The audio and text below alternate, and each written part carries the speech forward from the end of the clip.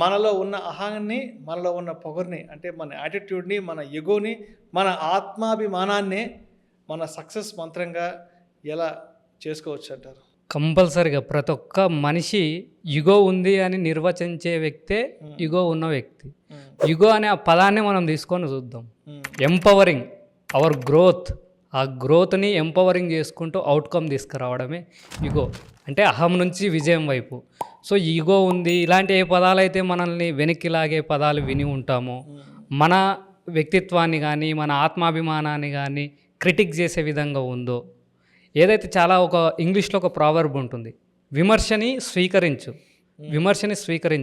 కానీ నీ వ్యక్తిత్వాన్ని కానీ ఆత్మాభిమానాన్ని కానీ ఇర్రెస్పెక్ట్ చేస్తే దాన్ని త్యజించు, అంటే లివ్ ఇట్ చేయ అని అంటారు. సో అహం ఉంది, ఇలాంటివి ఏవైతే ఉంటాయో వాళ్ళ యొక్క అవమానాలే, వాళ్ళ యొక్క ఈ నెగిటివ్ టాక్సే మన గ్రోత్కు ఉపయోగపడే మంత్రాలుగా మనం మలుచుకోవాలి.